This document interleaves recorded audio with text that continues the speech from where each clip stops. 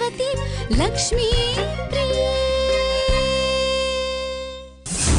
ಹೇಳಿ ಶಾಸ್ತ್ರಿಗಳೇ. ಹಾಂ, ನಾವೆಲ್ಲರೂ ಹೊರಟಿದ್ದೀವಿ. ಏನು ರಾಹುಕಾಲಕ್ಕೆ ಮುಂಚೆ ಅಲ್ಲಿರಬೇಕಾ? ಬಂದ್ಬಿಡ್ತೀವಿ. ಹಾಂ, ಅವಳು ಬರ್ತಿದ್ದಾಳೆ. ಮಾ ಬಂದೆ. ನಾನು ರೆಡಿ. ನೀನೊಬ್ಬನೇ ರೆಡಿ ಆದರೆ ಸಾಕಾ? ಅವಳೆಲ್ಲಿ? ಕರಿ ಅವಳನ್ನ. ಅದ್ಗೆ ಅದ್ಗೆ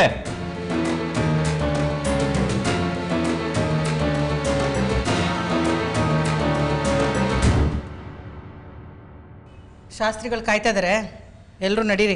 ಎಲ್ಲಿಗೆ? ಹಾಂ, ಬೀಗರ ಊಟಕ್ಕೆ.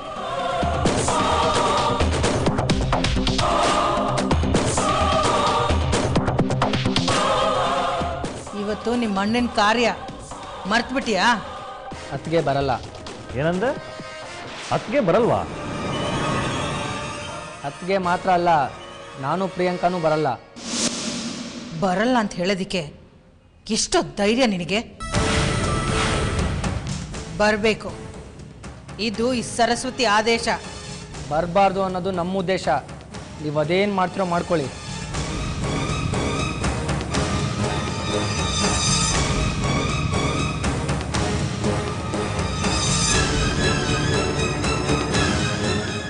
ಅಮ್ಮ, ದಯವಿಟ್ಟು ಈ ವಿಷಯದ ಬಗ್ಗೆ ಮನೇಲಿ ಜಗಳ ಆಡೋದು ಬೇಡ. ಯಾರು ಹಠ ಮಾಡಬೇಡಿ. ಅವ್ರು ಬದುಕಿದ್ದಾರೆ ಅಂತ ಎಲ್ಲರೂ ನಂಬ್ತಿದ್ದಾರೆ, ಆದರೆ ನಮ್ಮನೇಲಿ ಮಾತ್ರ ಯಾಕೆ ಕೆಲವ್ರು ನಂಬ್ತಾ ಇಲ್ಲ? ಸತ್ತಿರೋರ ಆತ್ಮಕ್ಕೆ ಶಾಂತಿ ಬಯಸೋದು ಎಷ್ಟು ಸರಿನೋ, ಬದುಕಿರೋರ ಆತ್ಮಕ್ಕೆ ಶಾಂತಿ ಬಯಸೋದು ಅಷ್ಟೇ ತಪ್ಪಮ್ಮ.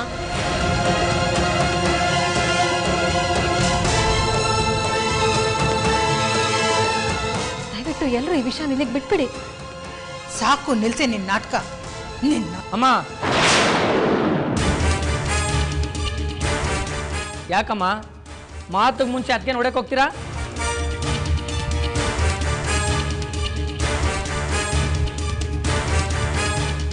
ಯಾಕೆ ಮಾತಲ್ಲೇ ಮಾತಾಡೋಕ್ಕಾಗಲ್ವಾ? ತಪ್ಪೆ, ಹೊಡೆಯೋದು ತಪ್ಪೆ. ಯಾವತ್ತು ನನ್ನ ಮಗ ಇಲ್ಲ ಅಂತ ಗೊತ್ತಾಯ್ತೋ ಅವತ್ತೇ ಇವಳು ನಾನು ಕೊಂದು ಬಿಡಬೇಕಾಗಿತ್ತು.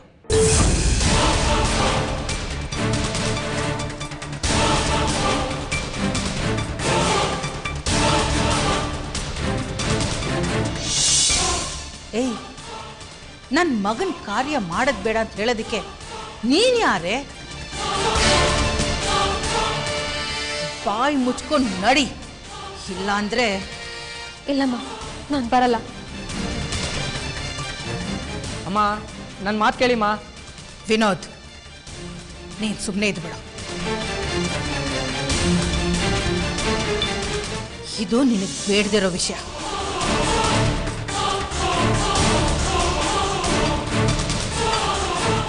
ಬರೀ ಮಾತಲ್ಲಿ ಹೇಳಿದ್ರೆ ನಡೆಯಲ್ಲ. ವಿಶಾಲ್, ಗಾಡಿ ತೆಗಿಯೋ. ಏಯ್, ನಡಿಯೇ. ಅಮ್ಮ ಬಿಡಿಮ್ಮ, ಅಮ್ಮ ಬಿಡಿ, ಅಮ್ಮ ಕೈ ಬಿಡಿ. ಅಮ್ಮನ ಕೈ ಬಿಡೋ. ಕೈ ಬಿಡೋ. ಅಮ್ಮನ ಕೈ ಬಿಡು ಅಂದೆ. ಕೈ ತೆಗೆ ಅಂದೆ. ಅತ್ತೆ, ಅತ್ತೆ ಏನ್ ನಡೀತಾ ಇದೆ ಇಲ್ಲಿ? ಒಳ್ಳೇದು ಕೆಟ್ಟದ್ರ ಮಧ್ಯೆ ಯುದ್ಧ ನಡೀತಾ ಇದೆ. ಮುಚ್ಚೆ ಬಾಯ್.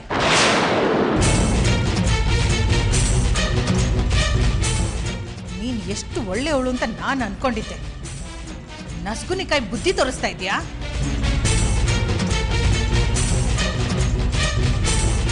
ಕಲ್ಸಿರ್ತಾಳೆ, ಎಲ್ಲ ಬುದ್ಧಿ ಇವಳೇ ಕಲ್ಸಿರ್ತಾಳೆ.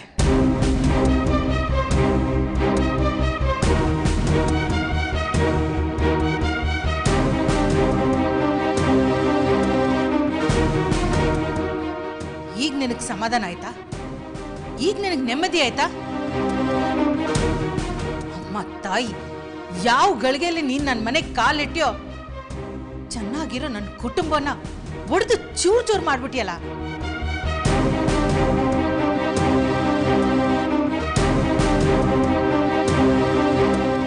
ನನ್ನ ಮಕ್ಕಳೆಲ್ಲ ಈ ರೀತಿ ಕಿತ್ತಾಡಬೇಕು ಅಂತ ನೀನು ಆಸೆ ಪಡ್ತಿದ್ಯಲ್ಲ. ಚೆನ್ನಾಗಿದ್ದ ನನ್ನ ಮಗನ ತಲೆ ಕೆಡಿಸಿ ಈ ರೀತಿ ಮಾಡ್ಬಿಟ್ಟಿಯಲ್ಲ ನೀನು.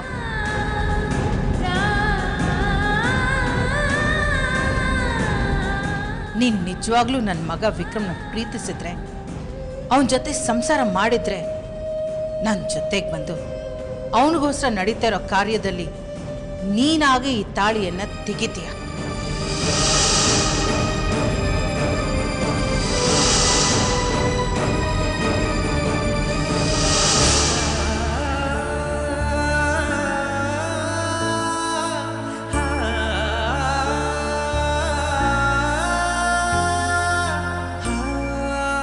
ಇಲ್ಲ ಅಂದ್ರೆ ನೀನ್ ಮಾಡ್ತಾ ಇರೋದೆಲ್ಲ ಬರೀ ನಾಟಕ. ನನ್ನ ಮಗನ್ಕಿಂತ ನಿನಗೆ ಈ ಶೃಂಗಾರನೇ ಮುಖ್ಯ ಅನ್ನೋದಾದ್ರೆ ಈ ಕ್ಷಣ ಈ ಮನೆಯಿಂದ ಹೊರಟೋಗು.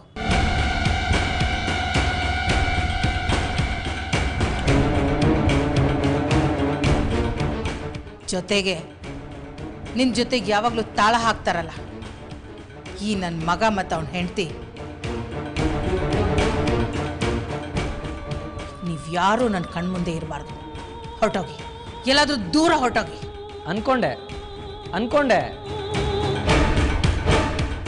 ನೀವು, ನಿಮ್ಮ ಮಗ, ನಿಮ್ಮ ಸೊಸೆ, ನೀವು 3 ಜನ ಸೇರಿಕೊಂಡು ಏನೋ ಕ್ರಿಮಿನಲ್ ಪ್ಲಾನ್ ಮಾಡಿದ್ರಂತ ನಾನು ಅನ್ಕೊಂಡೆ.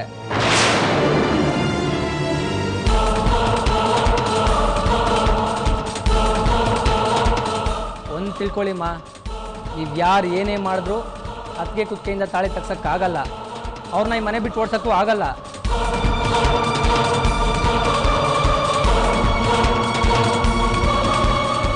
ಅವ್ರನ್ನ ಮಾತ್ರ ಅಲ್ಲ, ನಮ್ಮನ್ನು ಯಾರು ಈ ಮನೆಯಿಂದ ಓಡ್ಸೋಕ್ಕಾಗಲ್ಲ.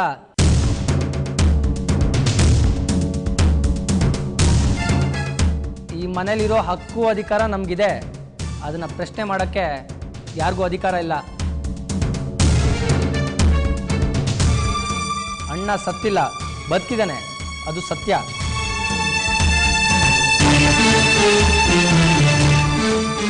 ಇದನ್ನು ಮೀರಿ ನೀವೇನಾದ್ರು ಕಾರ್ಯ ಮಾಡಿಕೊಟ್ರೆ ಅದ್ರ ಪಾಪದ ಫಲನ ನೀವೆಲ್ಲರೂ ಅನುಭವಿಸ್ತೀರಾ.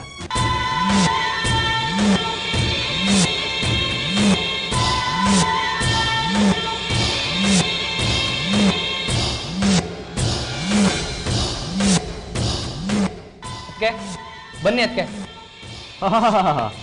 ನೋಡಿಮ್ಮ, ಬಾಯಿ ಮಾತಲ್ಲಿ ಮಾತ್ರ ಅದಕ್ಕೆ ಕರ್ಕೊಂಡು ಹೋಗ್ತಾ ಇರೋದು. ಒಳ್ಳೆ ಹೆಂಡತಿ ಕರ್ಕೊಂಡು ಹೋಗ್ತಾ ಇದ್ದಾನೆ.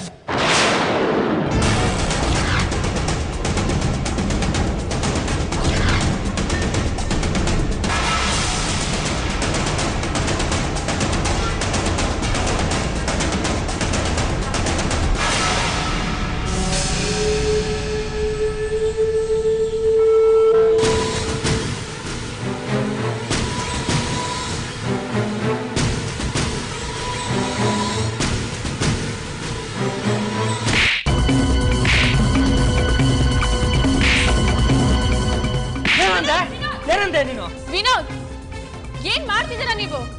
ಅವ್ರು ನಿಮ್ಮ ಅಣ್ಣ. ಅಣ್ಣನ ತರ ನಡ್ಕೋಬೇಕು. ಅನ್ನ ತಿನ್ನೋ ಬಾಯಲ್ಲಿ ಎಂತ ಮಾತಾಡ್ತೇನೆ ನೀನು? ಅತ್ತಿಗೆನ ತಾಯಿ ಸಮಾನ ಅಂತಾರೆ. ಅಂತವ್ರಿಗೆ ವಿನೋದ್, ಬಿಡೋವನ್ನ. ಬಿಡಲ್ಲಮ್ಮ, ಬದುಕಿರ್ಬಾರ್ದು, ಕೊಂದ್ಬಿಡ್ತೀನಿ ನಿಮ್ನ. ವಿನೋದ್, ಬಿಡೋವನ್ನ. ಅತ್ತಿಗೆ, ನನ್ ಮೇಲೆ ಆಣೆ, ಬಿಡು.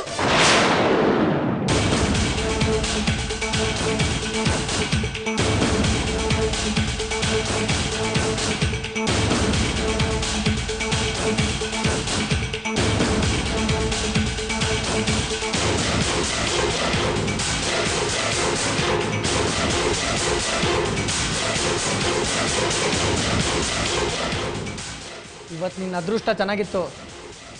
ಯಾರ್ದೋ ಒಳ್ಳೆ ಮುಖ ನೋಡ್ಕೊಂಡ್ ಬಂದಿದ್ಯಾ. ಅತ್ತಿಗೆ ಏನಾದ್ರು ನನ್ನ ತಡಿದೇ ಇದ್ರೆ ನಿನ್ನ ಸಿಗ್ದು ತೋರಣ ಕಟ್ಬಿಡ್ತಾ ಇದ್ದೆ. ನೀನ್ ಇಷ್ಟೊಂದು ಹೆಚ್ಕೊಂಡ್ಬಿಟ್ಟಿಯಾ?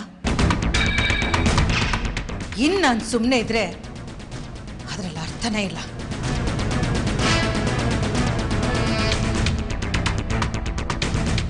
ಏಯ್, ಮೊದಲು ನೀನು ಈ ಮನೆಯಿಂದ ಹೊರಗಡೆ ಹೋಗು.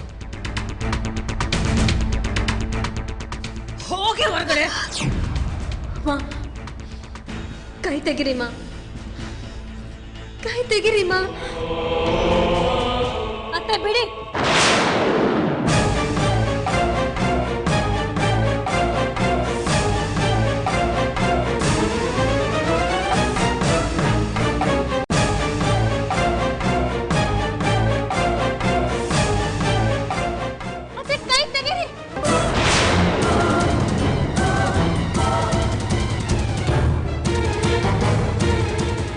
ಅತ್ತೆ ಅಂತ ಕರೆದೆ ಅಂತ ಆಶ್ಚರ್ಯ ಆಗ್ತಾ ಇದ್ಯಾ? ಇಷ್ಟು ದಿನ ನಿಮ್ಮನ್ನ ಬಾಯಿ ತುಂಬಾ ಅಮ್ಮ ಅಮ್ಮ ಅಂತ ಕರೆದೆ, ಆದ್ರೆ ಆ ಪದದ ಅರ್ಥ ಆಗ್ಲಿ, ಆ ಕರೆಸ್ಕೊಡೋ ಬೆಲೆ ಆಗ್ಲಿ ನೀವು ಉಳಿಸ್ಕೊಂಡಿಲ್ಲ.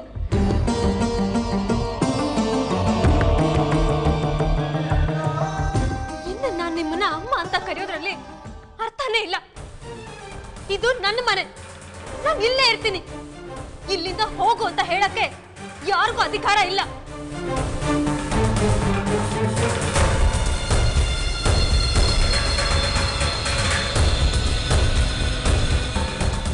ಹಾಗೆ ಈ ತಾಳಿ ತೆಗಿ ಅಂತ ಹೇಳೋ ಅಧಿಕಾರನೂ ನಿಮ್ಗಿಲ್ಲ.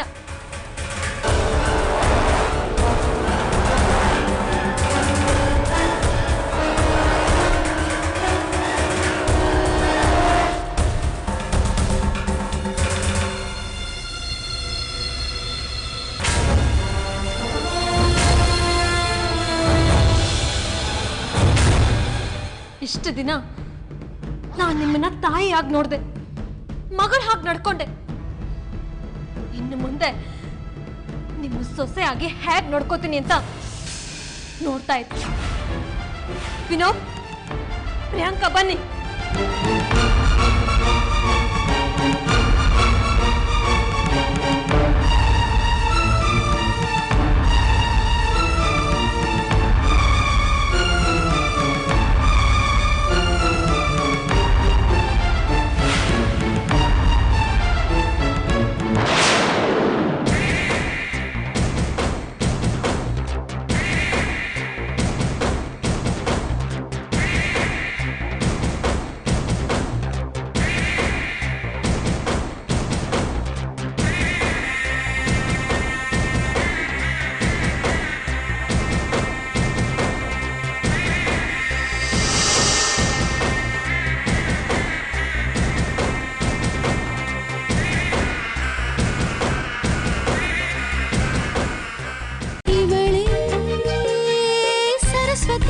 सरस्वती लक्ष्मी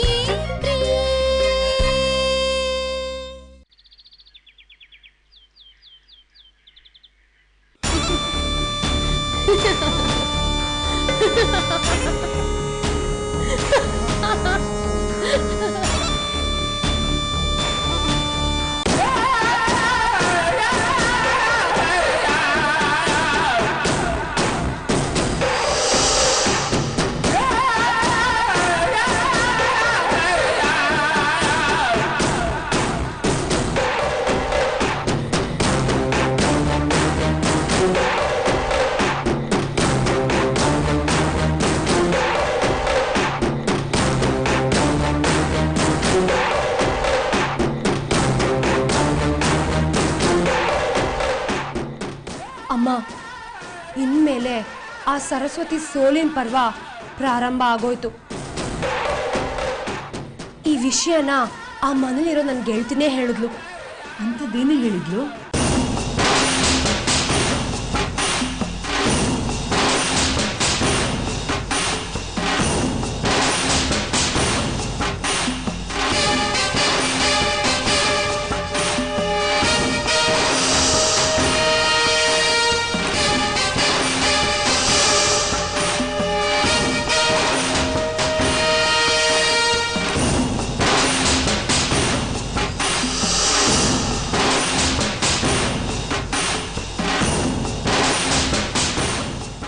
ಹಾಗಾದರೆ ನಾವು ಅಂದ್ಕೊಂಡಿರೋ ಹಾಗೆ ಅಲ್ಲೆಲ್ಲ ನಡೀತಾ ಇದೆ. ಮಗನ ಶ್ರಾದ್ದ ನಡೆಸೋ ಕಾರ್ಯಕ್ರಮದಲ್ಲಿ ಸೋತಿರೋ ಆ ಸರಸ್ವತಿ ತನ್ನ ಸೋಲಿನ ಸೇಡು ತೀರಿಸ್ಕೊಳ್ಳೋಕ್ಕೆ ಆದಷ್ಟು ಬೇಗ ಆ ಲಕ್ಷ್ಮಿನ ಕೊಲ್ಲೋದಕ್ಕೆ ಡಿಸೈಡ್ ಮಾಡಿದಾಳೆ ಅಂತ ಆಯಿತು. ಹೌದಮ್ಮ, ಈಗ ನಾನು ಕೊಟ್ಟಿರೋ ವಿಷಯಕ್ಕೆ ಕೆಲಸ ಸಿಕ್ಕಿದೆ.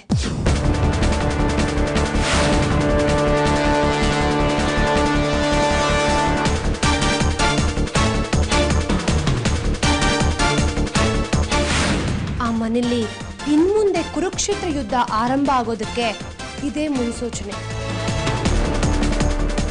ಈ ತಂತ್ರನ ಉಪಯೋಗಿಸ್ಕೊಂಡು ಅಲ್ಲಿ ನಡೆಯೋ ಯುದ್ಧಕ್ಕೆ ಇನ್ನಷ್ಟು ಬಲನ ನಾನು ತುಂಬ್ತೀನಿ. ಈಗಲೇ ಆ ಸರಸ್ವತಿ ಹತ್ರ ಹೋಗಿ ನಾನು ಮಾತಾಡ್ತೀನಿ.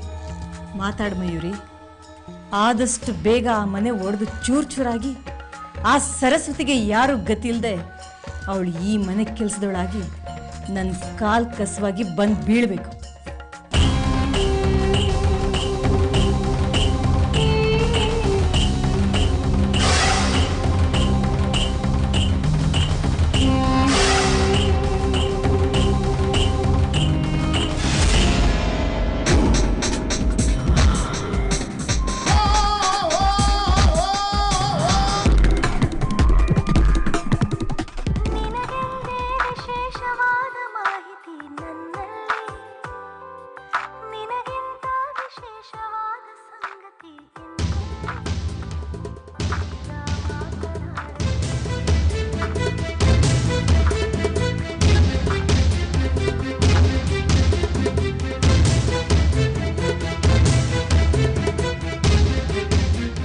ಅಯ್ಯೋ ದೇವ್ರೆ, ಅಮ್ಮ ಮಗಳು ಇಬ್ಬರು ಸೇರಿಕೊಂಡು ಯಾರ್ದೋ ಮನೆ ಹಾಳು ಮಾಡೋಕ್ಕೆ ಸಂಚು ಮಾಡ್ತಾ ಇದ್ದಾರಲ್ಲ.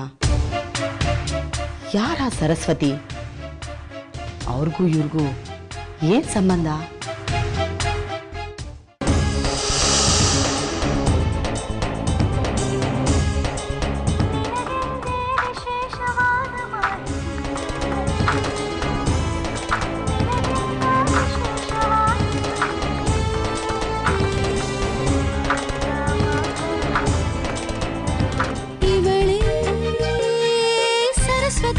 सरस्वती लक्ष्मी प्रिये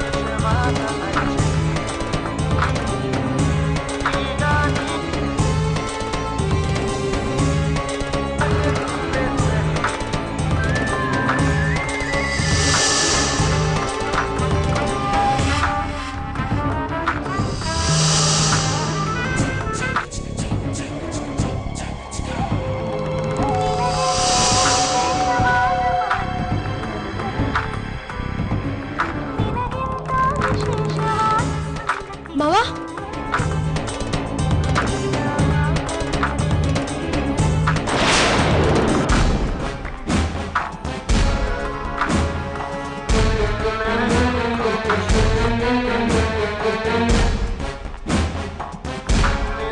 ಮಾವ ನೀವು ಹೋಗಿ ಮಾವ.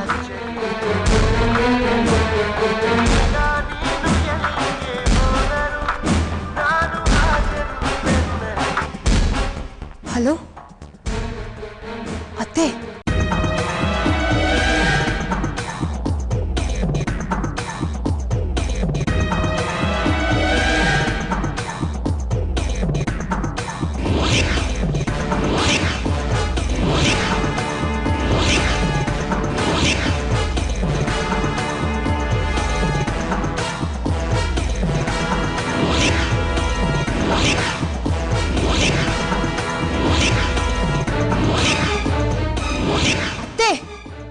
ಏನ್ ಹೇಳ್ತಿದ್ದೀರಾ ನೀವು?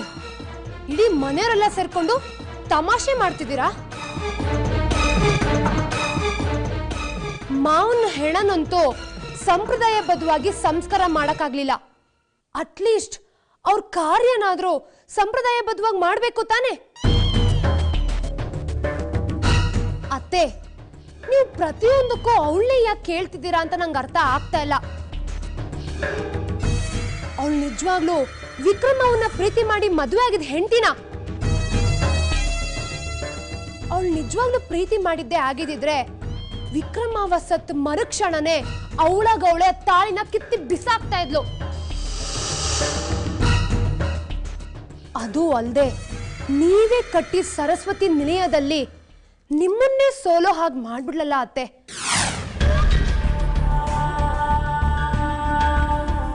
ಹ ಅಲ್ಲ, ಅಷ್ಟು ಧೈರ್ಯ ಎಲ್ಲಿಂದ ಬಂತು ಅವಳಿಗೆ? ಇಷ್ಟೆಲ್ಲ ನಡೆದ್ಮೇಲೂ ಅವಳಲ್ಲೇ ಇದ್ದಾಳೆ ಅಂದ್ರೆ ಏನರ್ಥ?